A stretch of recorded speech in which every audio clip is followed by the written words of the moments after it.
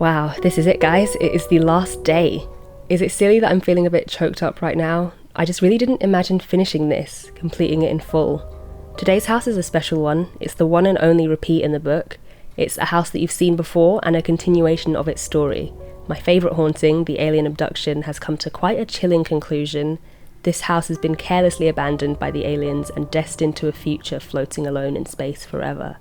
This house is haunted by infinity. I love how this one turned out. It was so much fun playing with the ink to give the effect of stars and just the beauty and depth of the universe. Annoyingly, this was the one and only time all month that I started having camera trouble, so there's a tiny bit of footage missing, but you do see all the important stuff, don't worry. Today I thought it would be apt to talk about what I've learned from this challenge and what I have planned now that this month is nearly over. It's been a huge learning experience and I really want to use this challenge as a kind of springboard into new practices and a new, better art lifestyle.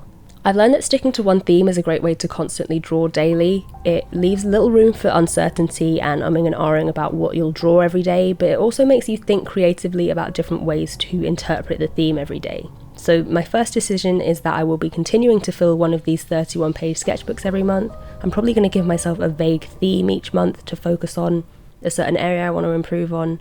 At some point I'm going to have to tackle hands once and for all. Obviously the daily videos are going to stop. I don't know if I'll ever do a month of daily videos again, not for a while at least, but I have learned a bit about streamlining my filming and editing process, writing notes about what I'm going to talk about so I don't have too many thinking pauses and rambly bits to edit out of my voiceovers, saving comments that would make great talking topics for the future. I've learned that accountability and community are one of the biggest motivating factors when it comes to posting on social media consistently. People really pay attention, and it's good to be reminded that people are genuinely interested and following along, and you're not just screaming into the void. And this goes for people with 20, 30, any number of followers. Remember, that's 20 people who have turned their heads to pay attention to you and what you're doing and what you have to say. Give them something that you can be proud of. I got one comment right at the beginning about how it felt like we were running a marathon together, and I think that's so accurate. Running with 20 other people around you, all of you cheering each other on, can be such an effective way to achieve and to show up and to get things done. Another thing I've learned this month is the importance of taking breaks. There were a few times that I really didn't think I'd be able to carry on with this because I worked myself to near burnout. Whenever I took some time to myself, I found that I was looking forward to drawing again. I'm hoping to have at least one day a week moving forward where I completely shut off emails and social media. If I draw, I want it to be for me, for fun. At least one day a week of proper rest, because working from home it can be very easy to not stop. I'm still on a journey to finding the balance with art and life. When I figure it out, I'll let you know.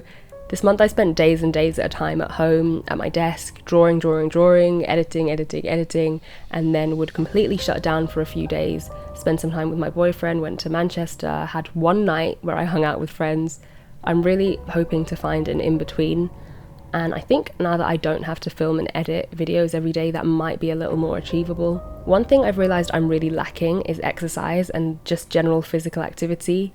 Drawing and editing has taken a toll on my body that it really shouldn't have, and that's because of my complete and utter lack of upper body strength, general unfitness and just bad posture. So getting back into some form of exercise routine, which I haven't had for about a year, should hopefully strengthen my body again and make my workday a lot less impactful on my joints and whatnot.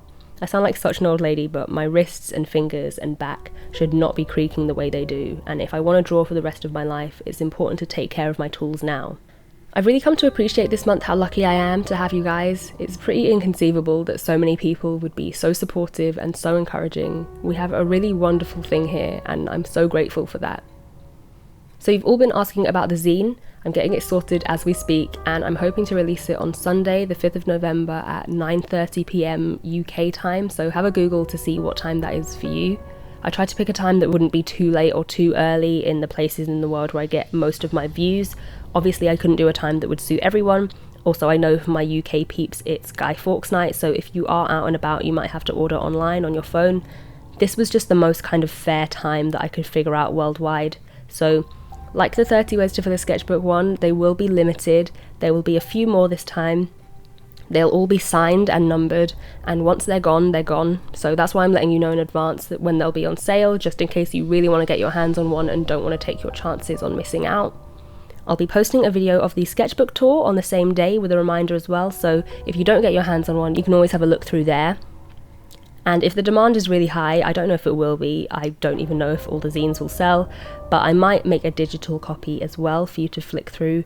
Really depends on if it's popular at all. Alright, it's going to be so weird to not do this all again tomorrow. Happy Halloween, guys. Thanks for joining me on this journey, and I will see you soon for the next one. Bye.